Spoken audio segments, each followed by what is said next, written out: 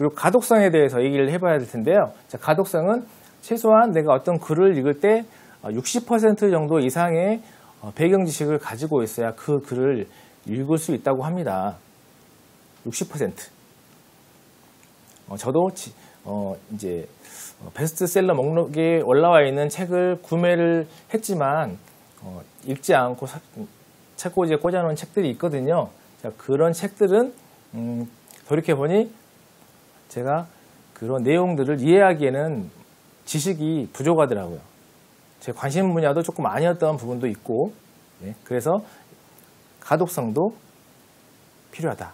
그래서 내가 어떤 영어를 이해하고 싶으면 이해하고 싶은 내용의 영어를 50-60% 정도는 내용을 알고 있어야 된다라는 내용이 되겠습니다.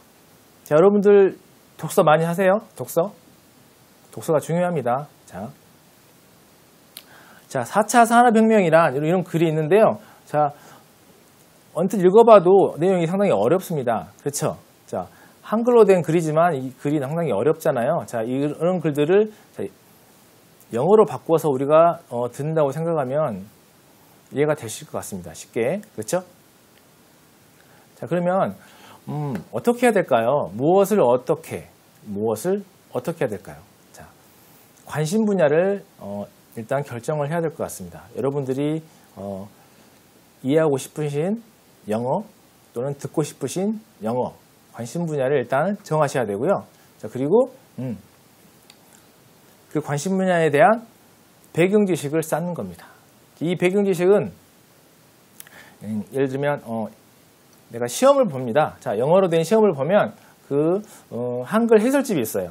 그 시험을 풀이해준 해설집이 있을 거 아니에요. 자, 그 해설집을 열심히 정독하는 것도 이 배경 지식을 쌓는 데 도움이 되는 겁니다. 그렇죠? 근데 보통은 영어 공부하는데 한글은 도움되지 않아 하고 영어 책만 보시는 분들이 있는데요. 물론 저도 그랬습니다만, 자, 그것보다는 한글로 된 지식도 필요하다. 그리고 그런 내용들을 머리에 담고 영어로 된 글을 읽는다. 자, 이런 부분들이 상당히 필요합니다. 그리고 마지막 세 번째는 습관적으로 집중 반복하는 게 필요하다고 되겠죠? 자, 제가 읽었던 책들 몇 가지 좀 정리를 해봤는데요. 저는 이제 성공학이나 자기계발서를 조금 많이 읽었던 편인데요. 자, 제목은 각기 다르지만 이런 책들에서 읽으면서 비슷한 개념들이 반복이 되더라고요. 자, 성공한 사람들은 이런 좋은 습관을 만드는 데 노력을 많이 했고, 또 시간 관리는 이렇게 하고, 자, 이런 것들 읽으면서 이제는 이런 비슷한 류의 책을 잡으면 한두 시간 내에 독파를 할 수 있는 실력까지 됐어요. 무슨 뜻일까요? 자, 배경 지식이 그만큼 쌓여서 비슷한 개념들은 아주 쉽게 이해하고 넘어갈 수 있다는 뜻이 되겠죠. 자, 영어도 마찬가지입니다. 여러분들이 관심을 가지고 있는 분야의 컨텐츠, 영어, 그런 내용들을 읽다 보면 속도가 빨라지게 돼 있죠. 가독성을 높여야 된다. 자, 우리에게 요구받는 이런 조건들은 한 번에 읽고 이해할 수 있는 그런 상태까지 만들어야 되겠어요. 자, 한 번에 듣고 읽고 이해할 수 있는 정도까지. 그러면 많이 읽어야 되겠죠. 많이. 근데 추천되는 방법이 있어요. 자, 시간은 한정되어 있고 책은 많이 읽어야 되겠고, 자, 한 분야를 정해서 탐독한다. 또는 하나의 저자를, 내가 좋아하는 저자를 선택해서 그 도서를 탐독한다. 자, 이런 방법이 있고요. 자, 또 실천력을 높이기 위해서 쓰는 방법인데요. 자, 얇은 책, 아주 쉬운 책을 정해서 성취욕을 높인다. 그렇죠? 한 100페이지짜리 원서 같은 걸 정해서 여러 권, 10권, 20권 성취욕을 높이는 방법, 그런 방법이 좋습니다. 자, 이은경님께서 한 분야 쉬운 책 좋아요라고 말씀하셨는데요. 이건 비단 제가 그 추천을 드리는 게 아니고 많은 분들께서 이렇게 권유해 주시는 방법 중에 하나입니다. 자, 그리고 이제 직독직해가 돼야 되는데요. 직독직해란 말은 한 번에 듣고 한 번에 읽고 바로 이해가 된다는 뜻이죠. 읽으면서 이해가 된다. 자, 직독직해가 되면 다시 말해서 직청직해도 될 가능성이 높아집니다. 조금 전에 말씀드렸다시피 똑같은 영어인데 이 영어가 문자로 되어 있느냐 아니면 소리로 되어 있느냐의 차이거든요. 그래서 이 문자로 된 영어를 읽으면서 바로 이해할 수 있는 수준이 된다면 들어서도 바로 이해할 수 있는 수준이 될 가능성이 높다고 말씀드리겠습니다. 자, 뭐 그런 내용들이고요. 자, 학생일 경우는 소험서, 뭐 교수나 연구원일 경우에는 뭐 전공서적, 저처럼 일반인인 경우에는 뭐 회화책이나 소설책 같은 거를 정해서 읽는 게 좋겠죠. 집중적으로. 자, 또 그리고 한글로 된 책을 읽는 것도 상당히 도움이 됩니다. 자, 이런 표현이 하나 있는데요. 자, 전화를 진동 모드로 좀 바꿔주세요 라는 표현입니다. 회화 표현이죠. 자, 공공장소에서 들을 수 있는 표현이 되겠죠. 자, please put your phone on vibrate 라는 표현이 있습니다. 그런데 put your phone on vibrate 라는 표현이 있는데요. 이게 쉽지는 않아요. 우리말과 영어의 그 표현의 차이가 다르잖아요. 바꿔주세요 라는 표현이 change라는 동사로 나타나지 않았죠. put이라는 동사 그리고 on vibrate라는 표현이 나왔어요. 익숙하지 않습니다. 자, 그런데 유사한 구조가 있어요. 글을 읽다 보니까 제 장부에 달아주세요. account라는 표현은 나의 계좌라는 표현이죠. 제 장부에 달아주세요라는 표현은 달아주세요라는 표현이 따로 있지 않고 put이라는 동사를 사용해서 설명을 했고요. 자, 대기자 명단에 올려주세요라는 표현도 있어요. 대기자 명단.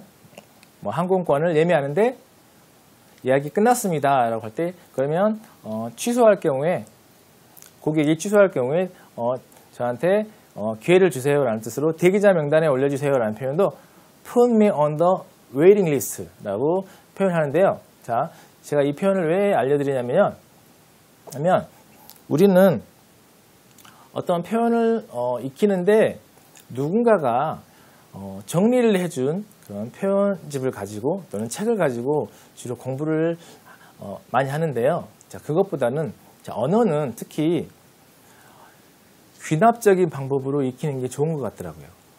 지나고 생각해 보니까 일단은 처음에는 시간과 노력을 절약하기 위해서 자주 사용되는 표현들이 정리된 책을 가지고 공부하는 부분이 필요하겠지만 결국은 시간이 지나면서 많은 독서를 하고 많은 문장을 접하면서 결국은 이런 패턴들이 있구나, 이런 패턴들이 사용되는구나를 내가 찾아가는 거예요.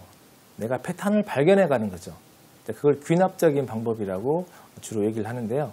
자, 연역적인 방법, 귀납적인 방법이라고 하죠. 그래서 결국은 이런 패턴들이 있다는 걸 내가 발견해 가면 그만큼 실력이 많이 쌓았다는 게 증명이 된다고 저는 생각합니다. 자, 어떤 방법이라고요? 귀납적인 방법. 다양한 문장을 통해서 이런 패턴이 있다, 이런 성향이 있다. 예를 들어 어떤 사람을 만나더라도 많은 사람을 접해본 사람들은 이런 유형의 사람, 이런 유형의 사람이 있다는 것을 나름대로 정리를 할 수가 있잖아요. 그렇죠? 사람 경험이 많은 거죠. 자, 영어도 마찬가지로 여러 문장을 우리가 접하다 보면 이런 이 put이라는 단어, 이런 동사가 가지고 있는 그런 패턴이 있다는 거죠. 달아주세요, 또는 올려주세요, 조금 전에 휴대폰 진동으로 바꿔주세요, 이런 표현들이 put이라는 동사로 만들어지는구나를 알 수가 있다는 거죠. 그리고 본인에게 필요한 책을 읽는 게 중요하겠습니다. 일단 수험생일 경우에는 이제 수험서를 읽어야 되겠지만 본인에게 필요한 책, 자, 나에게 필요하고 또 재미있어야 되고 이 지속성을 만들어주는 조건이 제 생각에는 개인적으로 뭘까? 내가 어떻게 15년 동안 전공이 영어도 아닌 전 전공이 건축입니다. 사람이 직장을 다니면서 지금까지 영어를 놓지 않고 할 수 있었을까? 뭐였을까요? 저는 딱 두 가지 있어요. 두 가지. 포기하지 않고 뭐 불굴의 집념? 그런 게 아니고요. 집념으로 여기까지 올 수가 없습니다. 두 가지인 것 같아요. 하나는 나에게 필요한 것일 것. 그리고 나머지 하나는 재미가 있을 것. 자, 필요하거나 재미있으면 스트레스가 되지 않거든요. 설사 그게 힘든 여정일지라도 극복할 수 있는 힘이 생기는 것 같아요. 재미있거나 필요하거나 이 두 가지가 조건인 것 같습니다. 자, 일단 필요한 책을 읽어야 되겠죠. 공부하는 책을 읽으면 오래 지속하기가 쉽지 않을 겁니다. 자, 그리고 다독. 많은 책을 읽어야 된다. 자, 이것도 마찬가지로 여러 가지 책을 많이 읽는 게 아닙니다. 여러 가지 책을 많이 읽는 게 아니고요. 내가 좋아하는 책을 여러 번, 내가 좋아하는 회화책을 저자를 바꿔가면서 여러 번, 자, 이런 식으로 책을 읽는 게 좋은 것 같아요. 왜냐하면 하나의 회화책으로 공부하는 것도 좋은데 제가 해보니까 저희 뇌는 새로운 걸 좋아해요. 반복을 싫어하거든요. 그런데 다행인 것은 이 회화책이 시중에 나와 있는 회화책들이 비슷한 자주 쓰는 그런 표현들로 엮어져 있어요. 다양스럽게. 그래서 저자를 바꿔가면서 회화책을 내가 공부를 한다 하더라도 비슷한 개념들 또는 비슷한 표현들이 반복이 되면서 숙달이 되는 거예요. 아시겠죠? 그래서 하나의 책을 정해서 마스터를 한 다음에 또 비슷한 류의 책을 넘겨가면서 공부를 하면 그런 표현들이 나에게 익숙해지게 됩니다. 자, 그리고 세 번째, 반복해서 읽기라고 했는데요. 자, 한 권을 3회독 하는 것을 추천을 드립니다. 자, 우리 뇌에 신경세포에 시냅스라고 하는 부분이 있다고 하거든요. 그 시냅스는 동일한 행동 또는 동일한 생각을 하게 되면 그 서로 정보를 전달하는 그런 역할을 하게 되는데 그게 마치 숲속에 있는 오솔길을 처음에 내는 듯한 그런 정보 전달을 하다가 이게 반복이 되면 마치 광케이블과 같은 어마어마한 정보들이 서로 통과를 한다고 합니다. 자, 그게 이런 반복을 통해서 속도를 빠르게 만드는 그런 방법이라고 하거든요. 스냅스 들어보셨을 거예요. 자, 그래서 매일 똑같은 행동 반복해 주는 게 단순하지만 아주 좋은 위대한 길로 가는 습관이라고 생각을 합니다. 자, 정리를 해보면 직독직해는 직청직해와 연결이 돼 있다. 그렇죠? 독서 능력이 청취 능력까지도 결정을 하게 된다라는 것을 이해할 수가 있겠죠. 읽기 속도 향상이 청취 실력 향상까지 이어진다는 겁니다. 지금 뭐 청취가 어려운 분들이 있는데요. 자, 청취가 꼭 청취 소리를 듣는 능력을 키우는 게 아니고요. 자, 글을 많이 읽으면 우리가 듣는 능력도 좋아진다고 합니다. 자, 이현경님 손에 오솔길을 만들다라고 하셨는데, 자, 오솔길을 만드는 걸로 시작해서 우리가 잘 포장된 아스팔트 도로를 만드는 거라고 생각하거든요. 네, 이상섭님 광케이블 만드는 작업을 하고 있는 거죠.